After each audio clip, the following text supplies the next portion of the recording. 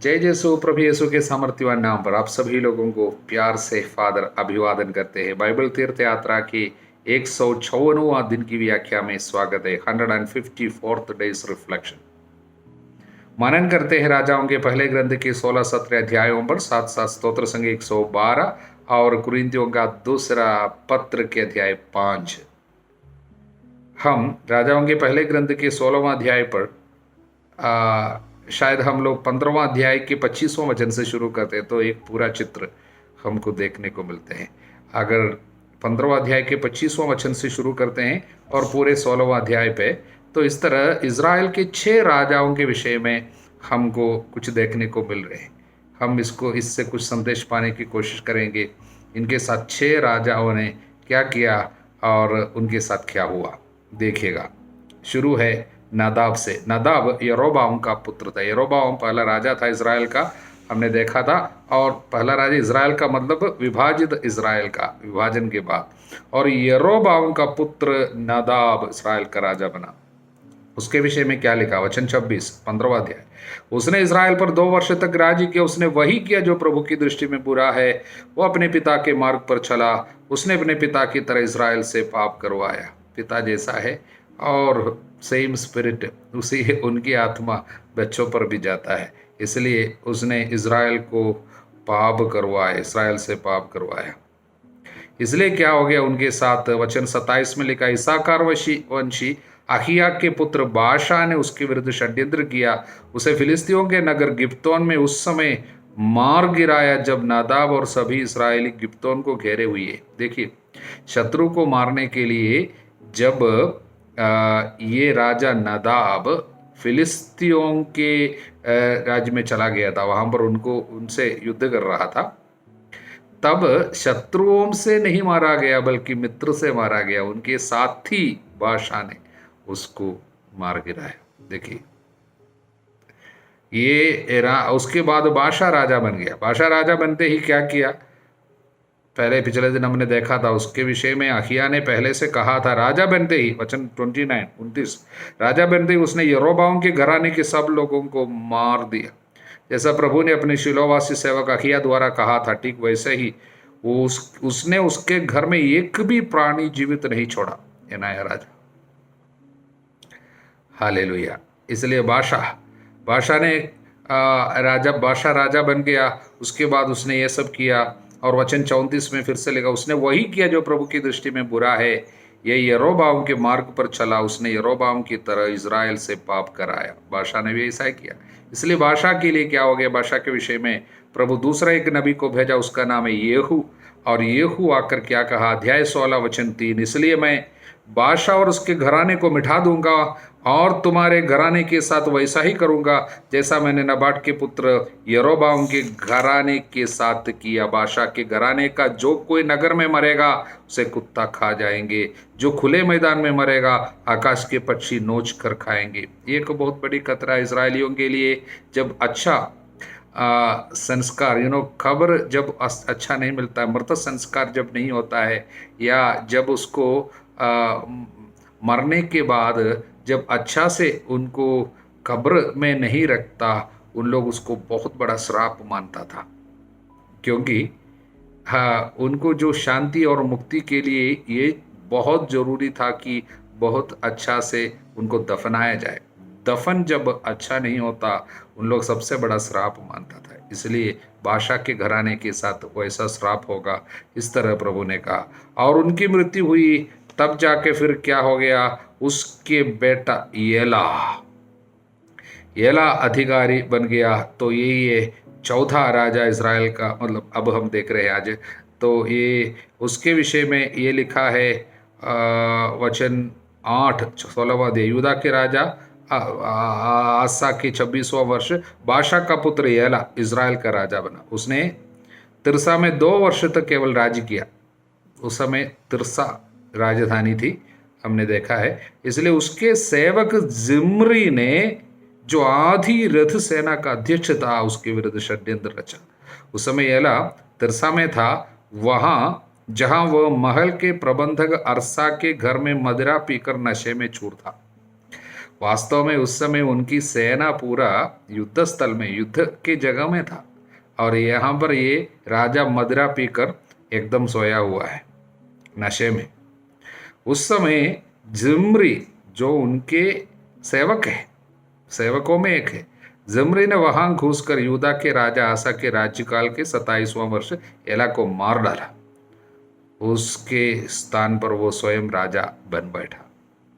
इसलिए उनके साथ, एला के साथ क्या हो गया, वचन में इस तरह लिखा गया है। 11वां वचन में हम लोग इस तरह पढ़ते हैं, जैसे ही वो राजा बना और उसे सिंहासन प्राप्त हुआ, उसने बादशाह के घराने के सब लोगों का वध किया। उसने उसके एक भी पुरुष को जीवित नहीं छोड़ा, चाहे वह संबंधी हो या मित्र। इस तरह नबी यहू के द्वारा बादशाह के विषय में जो कहा गया वो सब पूरा हो गया। देखिए, इस तरह बुरे बुरे लोग बुरे बुरे कार्य करते जा रहे, लेकिन उसके ऊपर भी प्रभु का अधिकार है। पाप के कारण लोगों के ऊपर आने वाली विपत्ति को प्रभु अपने न्याय के अनुसार आने दे रहे हैं। विपत्ति एक के बाद एक पीछा कर रहे।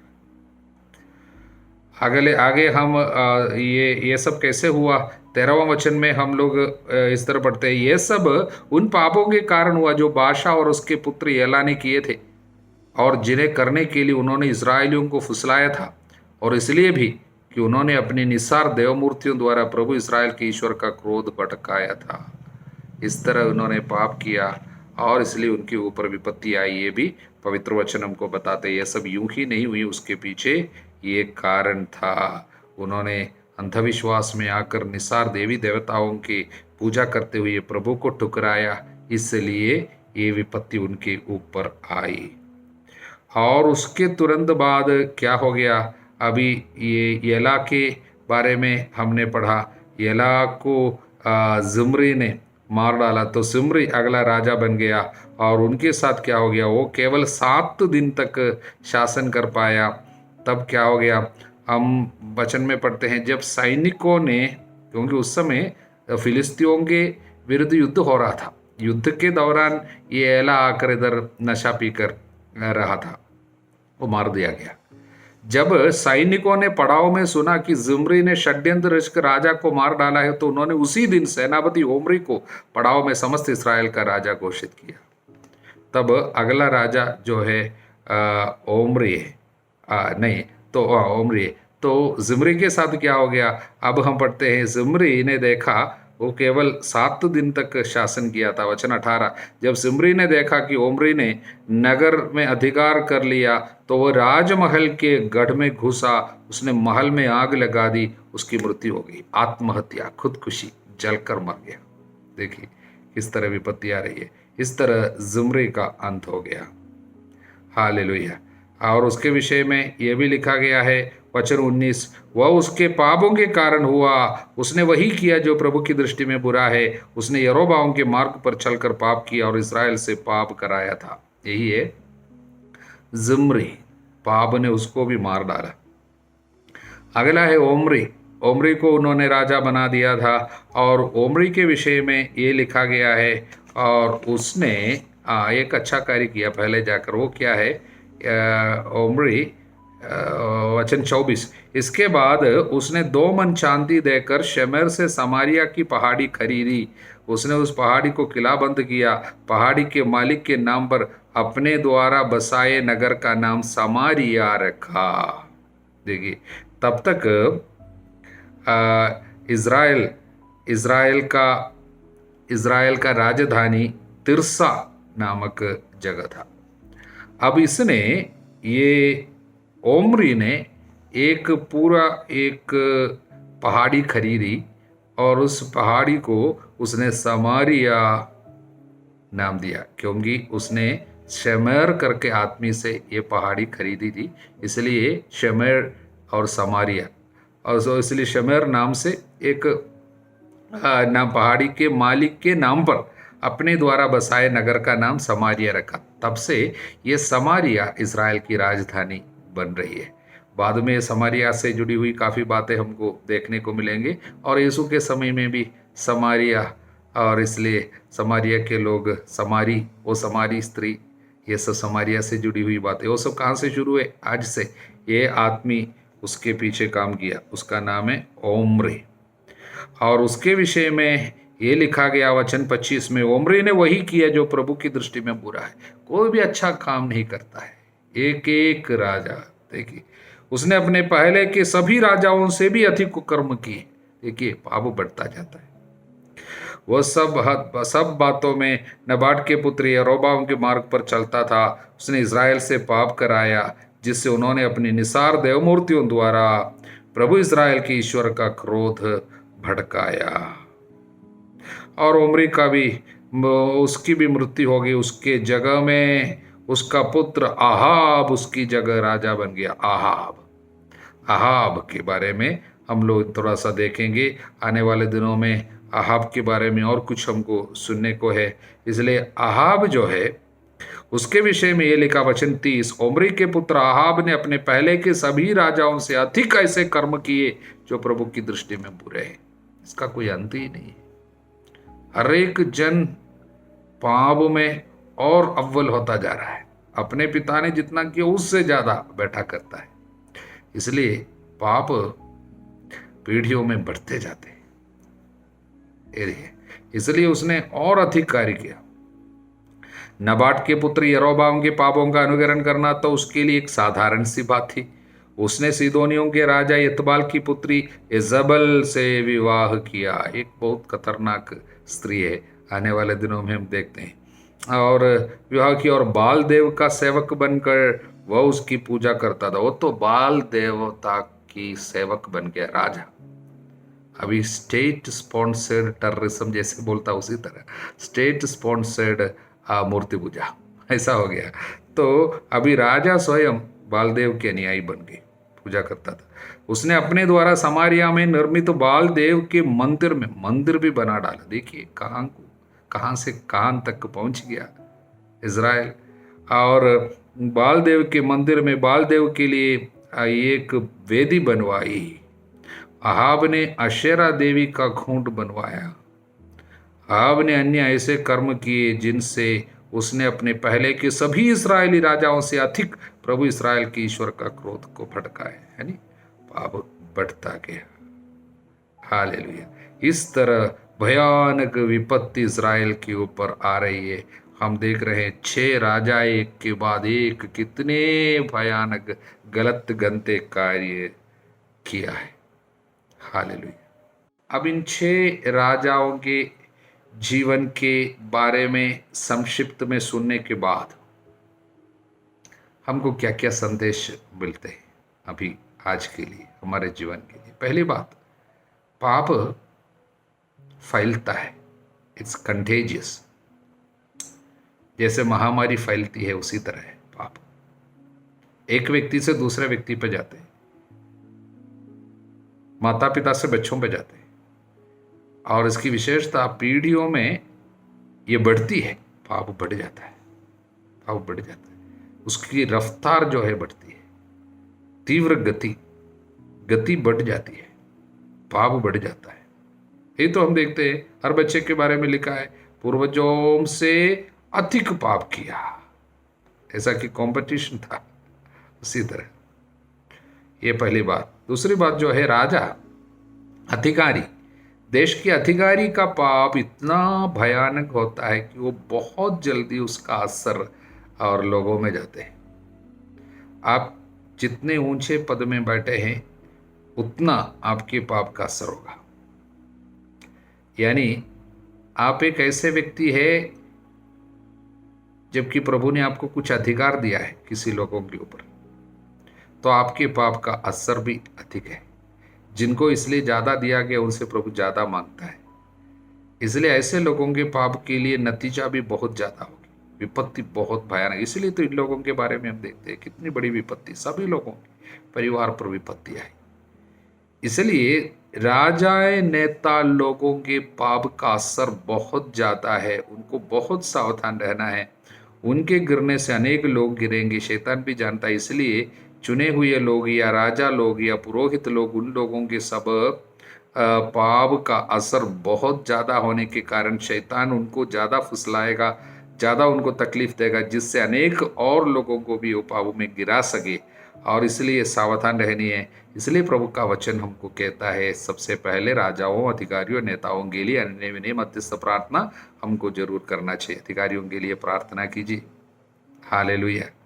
आज हम अमेरिका के लिए विशेष प्रार्थना करते हैं। अमेरिका में चुनाव है, अच्छे नेता, ईश्वर भक्त, प्रभु पर सुधार रखने वाले, सब राजा बनने से, अधिकारी बनने से, ऐसे प्रेसिडेंट सब अमेरिका में आने से वो पूरे विश्व पर उसका असर होता है। अमेरिका के प्रेसिडेंट किस तरह है, उसका असर पूरे विश्व में आ जाती है। इसलिए हम लोगों को प्रार्थना करनी चाहिए। हालेलुया।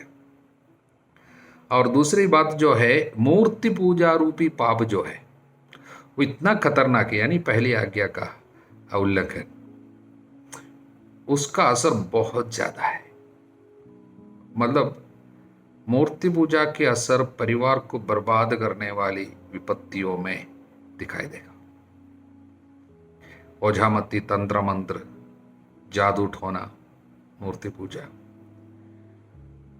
ऐसे पाप से मृत्यु परिवार में आ जाती है, बहुत खतरनाक तरीके से मृत्यु। इसलिए हम लोग अब क्या क्या देखते हैं कि खुदकुशी और पूर्ण विनाश, खून खराबा, ये सब कुछ है। ये मूर्ति पूजा से जुड़ी हुई परिवार को बर्बाद करता है। देश पे उसका बहुत बड़ा प्रभाव पड़ता है। हम याकूब के अध्याय 1:15 में लिखा है, पाप पूर्ण विकसित होकर मृत्यु को जन्म देता है। पाप का पूर्ण विकास है जब प्रभु को पूर्ण रूप से टुकराते हैं, अन्य देवी देवताओं को स्वीकार करते हैं, यानी शत्रु शैतान को मौका दे देता है। प्रभु का संरक्षण आपके जीवन से चले जाते हैं, प्रभु को पूर्ण रूप से टुकराते। जो मेरे साथ नहीं बटोरता वो बिखेरता है। इसलिए वो अनुभव यहाँ पर इजरायलियों के जीवन में, परिवार में, देश में हम लोगों को देखने को मिल रहे हैं। हालेलुया। इस तरह विश्वास पूर्ण रूप से नष्ट हो ही रहा था और आहाब के समय तक वो स्वयं बाल के पुजारी बन गया। तब तक विश्वास यूं ही समाप्त हो ही रहा था। विश्वास के मामले में सबसे बुरी तरीके से इज़राइल गिर गया था आहाब के समय में। तब प्रभु ने अपने प्रेम से प्रेरित होकर एक कार्य किया। एक बहुत ही शक्तिशाली नबी को प्रभु भेज रहे। वो नबी को हम लोग अब देख रहे, नबी एलिया। देखिए, जब जब पाप बहुत बढ़ता था, प्रभु अपने चुने हुए भक्तों को भेजता था, प्रभु खड़ा करता था कुछ नबियों। हालेलुया। जहां जहां विपत्ति बढ़ती है, अब पाप बढ़ जाता था, उस समय प्रभु कुछ विशेष प्रभु भक्तों को चुनकर नियुक्त करता था और इस तरह नबी एलिया को प्रभु भेजा। हालेलुया। इजरायलियों के जीवन के बहुत ही महत्वपूर्ण एक समय पे एलिया प्रकट हुआ, क्योंकि एक ऐसी खतरा इजराइल पर मंडरा रहा था, मानो पूरे देश से प्रभु ईश्वर का विश्वास, ईश्वर पर भरोसा और ईश्वर पर श्रद्धा एकदम मिट सकता था। क्योंकि देखिए, राजा स्वयं बाल देवता के अनुयायी और सेवक बना और उनकी पूजा करते थे, उनके लिए मंदिर बनाया। उनकी पत्नी इज़बल तो उसके कट्टर सेविका है।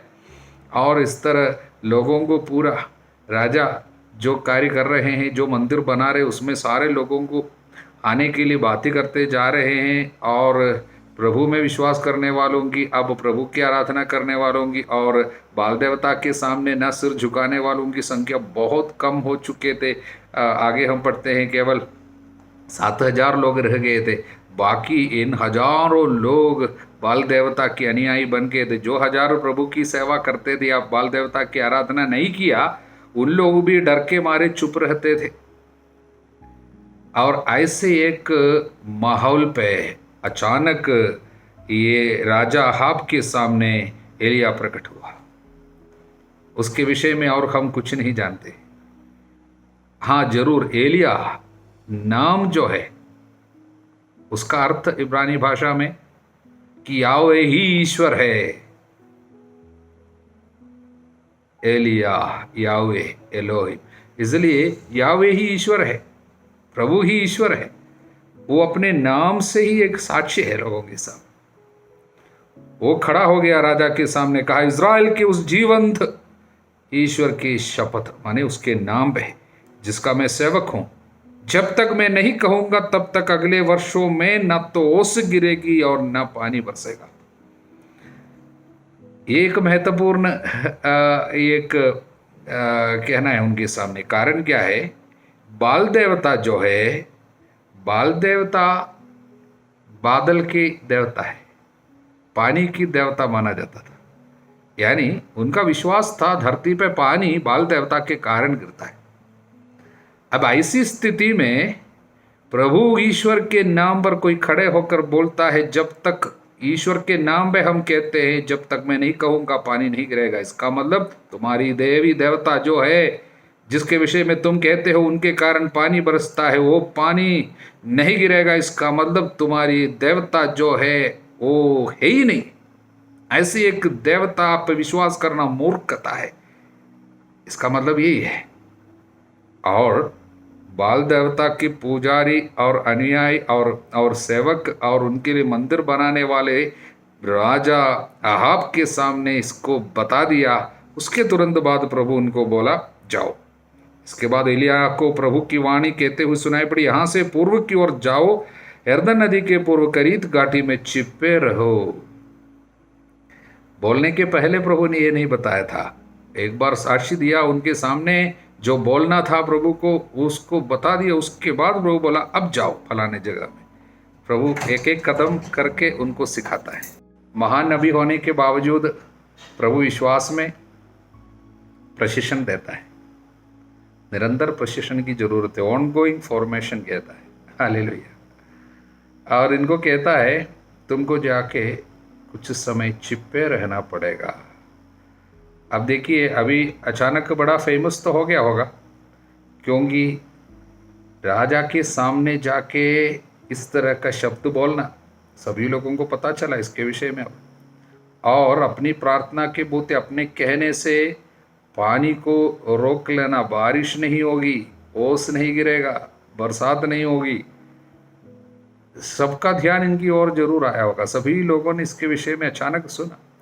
अब प्रभु बोल रहे हैं जाओ, अब छिपने का एक समय, एकांतवास, अब तू मेरे साथ रहना, प्रार्थना वगैरह करते हुए। और वहाँ पर पानी मिलेगा कहाँ से? नदी से। तो विश्वास करना है नदी पे पानी प्रभु प्रबंध करेगा। भले ही सूखापन होगी, यानी भले ही पानी नहीं बरसेगी और बारिश नहीं होगी, अकाल होगा, लेकिन मेरे लिए प्रभु प्रबंध करेगा। उनको विश्वास है नदी पे पानी होगी। और कौओं को मैंने आदेश दिया, वे तुम्हें भोजन देता रहेगा। कौवे, हालेलुया। कौओं का स्वभाव, कौवे का स्वभाव जो है छीनने का है, तो किसी को देता नहीं, सबसे छीन लेता है। वो बात हम लोग देखा है, उसके स्वभाव में ऐसा है, इंस्टिंक्ट। लेकिन ऐसे स्वभाव वाले कौओं को मैंने इस्तेमाल किया, उनको मैं आदेश दिया। प्रभु का आदेश मिलने से जो छीनने वाला देने वाला बनेगा, ऐसा है। उनका स्वभाव बदल गया, कौओं का स्वभाव बदल गया। कौवे क्या करते थे? सुबह शाम उसे रोटी और मांस लाकर देते थे और वो नदी का पानी पीता था। प्रभु पर श्रद्धा रखने वालों के लिए किसी बात की कमी नहीं होगी। हालेलुया। वहाँ पर कौवे भी देने वाला बनेगा। सूखापन के समय में ये नदी पानी का प्रबंध कर रहा है, लेकिन एक ऐसा समय आएगा और प्रशिक्षण के अगले पड़ाव पर है, नदी में पानी सूख गया, क्योंकि पृथ्वी पर पानी नहीं बरसा था। हालेलुया। ऐसी हालत हमारे जीवन में भी आती है, अचानक नदी सूख गया, जहाँ से हमको पानी मिलता था सूख गया। हमारे जीवन में भी, व्यक्तिगत जीवन में, पारिवारिक जीवन में ऐसा समय आता है, शायद शरीर में बीमारी अचानक आ गया, और पैसा की स्थिति में, या आपकी जो नौकरी थी चली गई, आर्थिक परेशानी, या कुछ रिश्ते टूट गए, तो ये हालत कि नदी में पानी सूख गया। लेकिन भरोसा रखना, प्रभु है। तब प्रभु अगला स्टेप सिखाया, तब एलिया को प्रभु की वाणी कहते हुए सुनाई पड़ी, उठो, अभी उठना है, सीदोन के सरेप्ता जाओ, वहां रहो। अन्य देश इज़राइल में नहीं है, सीदोन में, यानी प्रदेश है, वहां पे सरेप्ता करके एक जगह, वहां जाओ। मैंने वहां की एक विधवा को आदेश दिया कि वो तुम्हें भोजन दिया करे। विधवा को आदेश दिया, हालेलुया। विधवा बहुत ही गरीबी के लिए प्रसिद्ध थी। विधवा होने का मतलब है गरीबी। ऐसी एक विधवा, वो भी परदेश में रहने वाली, प्रभु को जानने वाले लोगों का जगह नहीं है सीदोन। वास्तव में ये जगह की विशेषता, सीदोन के राजा की बेटी है आहाब की पत्नी इजबेल, यानी वहां पर जो बाल देवता के पक्के अनुयायियों का जगह है, हालेलुया। उसी जगह में प्रभु भेज दिया। प्रभु का कार्य हमारे समझ के परे। प्रभु कहता, विधवा को मैं आदेश दिया, भागा, जैसे बोलता है वैसा करता है, कुछ नहीं पूछता है। पहुंच गया। एलिया उठकर सरेप्ता गया। वहां पर शहर के फाटक पर पहुंचकर उसने वहां लकड़ी बटोरती हुई विधवा को देखा। तो विधवा के पास जाती है और विधवा से पानी मांगते हैं, खाने के लिए कुछ मांगते हैं। लेकिन विधवा को प्रभु ने कहा था, मैं आदेश दूंगा। लेकिन अब ये वचन पढ़ते हुए हमको नहीं लगता है कि विधवा को कुछ आदेश मिला था। उनको कुछ पता ही नहीं है। उनको इज़राइल का ईश्वर आकर कोई आदेश दिया है करके उनको उसने नहीं सुना है। लेकिन प्रभु क्या झूठ बोलेगा? नहीं। इसका मतलब क्या है? प्रभु ने आदेश दिया, इसका मतलब यही है कि जब नबी जाकर कुछ मांगेंगे, उनको देने का विचार उसके हृदय में प्रभु पैदा करेगा। यही है, प्रभु ने आदेश दिया है, मतलब ऑलरेडी उस स्त्री को प्रभु चुना है और उसके हृदय में प्रभु एक ऐसी योजना, ऐसे एक हृदय उनको पैदा कर रखा है, मानो जब समय पर, भले ही उनकी विपत्ति के समय में एक नबी आकर बोलेंगे, तब वो ऐसा करेगी। उसका मन प्रभु ने ऑलरेडी, उसका मनोभाव प्रभु ने बना कर रखा ही है। इसका मतलब है प्रभु ने आदेश दिया है। एक बहुत ही समझने के लिए बहुत ही जरूरी एक बात है। हमारे जीवन में भी प्रभु कुछ करता है कि एक ऐसा मनोभाव, किसी अधिकारी को प्रभु आदेश देगा, इसका मतलब ये नहीं कि प्रभु आकर प्रकट होकर बोलेगा। इसका मतलब प्रभु उसको एक मनोभाव, शायद उस समय आपके लिए एक तरस प्रदान करेगा। किसी अधिकारी के पास जा रहे हैं, आप जा रहे हैं, उसके पहले आप उस व्यक्ति को प्रभु एक आदेश देगा, मतलब उनके हृदय में एक ऐसा मनोभाव प्रदान करेगा जिससे आपकी वो मदद करे। एलिया ने उनसे कहा, मत डरो, जैसा तुमने सुना वैसा ही करो, मैंने जैसे बोला वैसा करो, किंतु पहले मेरे लिए एक छोटी सी रोटी पका कर ले आओ, उसके बाद अपने लिए और अपने बेटे के लिए तैयार करना। हालेलुया। एलिया ने जैसा कहा था, स्त्री ने वैसा ही किया। यही है मतलब वचन 15।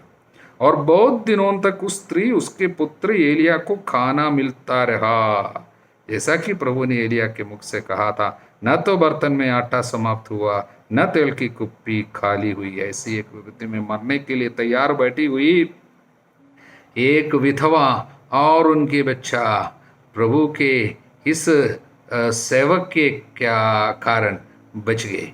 लेकिन अगले वचन में क्या पढ़ते, बाद में गृहस्वामिनी का पुत्र बीमार पड़ा, उसकी हालत इतनी खराब हो गई कि उसके प्राण निकल गए। बीमार होते ही प्रभु बचा सकता था, इनके द्वारा चंगाई नहीं दिलाया। और उसके बाद उनको जीवन दान की वो घटना हम लोग वचन में पढ़ते हैं। इसका मतलब बाइबल में सबसे पहले एक घटना है आज, अब जो इस अध्याय में हम देख रहे हैं, जो किसी को जीवन दान मिल रहे हैं। मरने के बाद जी उठने वाले पहला व्यक्ति जो है यही है बाइबल में। ये विधवा की, सीदोन की सरेप्ता की विधवा का बेटा, जो एलिया नबी की प्रार्थना के द्वारा उनको जान मिलेगा मरने के बाद भी। हालेलुया। और यहाँ पर हम पढ़ते हैं 3 बार बालक पर ये लेट गया। इसका मतलब क्या है? वास्तव में हम इसके विषय में जब पढ़ेंगे हमको समझ में आएंगे, इसमें कुछ आध्यात्मिक कार्य भी छिपा हुआ है। इस घटने पे विधवा के बेटे को जीवन दान की इस घटना में और एक आध्यात्मिक संदेश है, हम इसको जरा देखें। आल्स के संत सिसेरियुस ने ये सरेप्ता के विधवा के बेटे को एलिया नबी के द्वारा जो जीवन दान मिले है, इस घटना की व्याख्या करते समय एक सुंदर आध्यात्मिक अर्थ को प्रकट करता है। मैं आपके लिए संत सिसेरियुस की व्याख्या पढ़ता हूँ, ध्यान से सुनिएगा। ये विधवा कलीसिया का प्रतीक है, उसका बेटा गैर यहूदियों का प्रतीक। विधवा का बेटा मर गया, यानी हम जो कलीसिया में हैं, हम पाप में मरे हुए थे। हम सब गैर यहूदी थे, हम सब जानते हैं हम यहूदी नहीं थे, फिर भी कलीसिया में हम सभी लोगों को प्रभु बुलाया, अलग अलग जातियों को प्रभु बुलाया, इसलिए हमारा प्रतीक था वो बेटा जो मर गया। एलिया की प्रार्थना उनको जिलाया, मतलब प्रभु यीशु ने हमें कलीसिया की संतानों को, हम ईसाइयों को पाप की गुलामी से छुड़ाया। एलिया प्रार्थना में झुका और वो बेटा उठ गया। यीशु अपने दुख भोग और मृत्यु में अपने को झुकाया, जिससे हम ईसाइयों को नया जीवन मिला। एलिया क्यों 3 बार वो लड़के के ऊपर लेटा? यह हमें त्रित्व यानी त्रिएक ईश्वर के रहस्य को समझाने के लिए हुई। केवल पिता पुत्र के बिना नहीं, न पिता और पुत्र आत्मा के बिना, बल्कि पूरा त्रिएक ईश्वर, पिता पुत्र पवित्र आत्मा ईश्वर, एक ही ईश्वर वो बेटे को पुनः जीवन दिया। तीनों एक ही ईश्वर, पिता पुत्र पवित्र आत्मा ने ही जीवन दिलाया। इसलिए 3 बार उस बेटे के ऊपर लेटते हुए जो संदेश हमको दिया, यानी गैर यहूदियों को कलीसिया में नया जीवन त्रिएक ईश्वर के द्वारा दी जाती है। इसके अतिरिक्त इस बात को हम बपतिस्मा संस्कार में भी समझ सकते हैं, जहाँ पुराना मनुष्य 3 बार पानी में डूबते हैं या 3 बार उनके ऊपर पानी डाल जाते हैं। बपतिस्मा में 3 बार पिता पुत्र पवित्र आत्मा के नाम पर बपतिस्मा दिया जाता है, इसलिए 3 बार या तो पानी में डुबा दिया जाता है, 3 बार डुबकी लगाते हैं, या पानी 3 बार डाला जाता है, जिससे नया मनुष्य उठ सके। एक सुंदर संदेश हमको इसके द्वारा मिले हैं। हालेलुया। इसके बाद अब हम स्तोत्र संज्ञा 112 पर जाएंगे। उसकी विशेषता, ये स्तोत्र प्रभु पर श्रद्धा रखने वाले लोगों की विशेषता और ऐसे लोगों को प्राप्त होने वाले आशीर्वाद की एक सुंदर व्याख्या है स्तोत्र संज्ञा 112। हम इसमें और अधिक गहराई से इस पर आज नहीं जा रहे हैं। हालेलुया। और हम लोग कुरिन्थियों के नाम दूसरे पत्र के अध्याय 5 में जाते हैं। यहाँ पर संत पौलुस जीवन के नश्वरता के बारे में सिखाते हैं। ये तंबू जो है, पृथ्वी पर हमारा ये घर जो है, गिरा दिया जाएगा। हमारा ये शरीर शाश्वत नहीं है बल्कि नश्वर है। हमारे यहाँ का जीवन नश्वर है, हमें ईश्वर द्वारा निर्मित एक निवास मिलेगा। इसलिए मृत्यु के बारे में सोचने के लिए हमको बाध्य करते हैं। नवंबर महीना है, प्रियजनों, मृत्यु के बारे में सोचने के लिए कलीसिया भी हमको समझाते हैं, बाध्य करते हैं और उसके लिए मौका देते हैं। अभी संत पौलुस इस अध्याय में हमसे कहते हैं कि वचन 10, क्योंकि हम सबों को मसीह के न्यायासन के सामने पेश किया जाएगा। प्रत्येक व्यक्ति ने शरीर में रहते समय जो कुछ किया, चाहे वो भलाई हो या बुराई, उसे उसका बदला चुकाया जाएगा। इसलिए हमको सावधान रहना है, इस बात से अवगत रहना है। हमें धरती की चीज़ नहीं बल्कि ऊपर की चीज़ों की खोज करनी है। इसलिए वचन 20, इसलिए हम मसीह के राजदूत है। We are ambassadors of Christ. हम राजदूत हैं। मानो ईश्वर हमारे द्वारा आप लोगों से अनुरोध कर रहा हो। हम मसीह के नाम पर आपसे विनती करते हैं कि आप लोग ईश्वर से मेल कर ले, यानी पाप छोड़कर पछतावा करे। हम लोग, संत पौलुस कहते हैं, हम जो भी संदेश आपके पास लेके आते हैं वो केवल इस दुनिया से जुड़ी हुई बात नहीं है। उसका सबसे महत्वपूर्ण कार्य आने वाला एक दुनिया है जहाँ पर हम सभी लोगों को प्रभु के साथ हमेशा जीना है। यहाँ की जीवन उसकी तुलना में कुछ भी नहीं है। इसलिए हमको यहाँ रहते हुए समय जब हमारे पास है, हमें उस जीवन के लिए तैयारी करनी है। और प्रभु हमारे द्वारा आप लोगों को बुला रहे हैं। हम अम्बासडर है, प्रभु के राजदूत है। हम केवल आपको यीशु के नाम पर, पिता ईश्वर के नाम पर हम आपको बुलाते हैं, मेल कर ले, यानी पछतावा करे, पाप छोड़कर प्रभु की ओर आ जाए। ये बुलाहट संत पौलुस के द्वारा प्रभु हम सभी लोगों को देते हैं। आप सभी लोगों को प्रभु के आध्यात्मिक वरदान और वचन सुनते हुए इसकी प्राप्त वचनों की योग्यता द्वारा आध्यात्मिक लाभ आप सभी लोगों को प्राप्त हो, अब सदा सर्वदा अनंत काल तक। आमीन।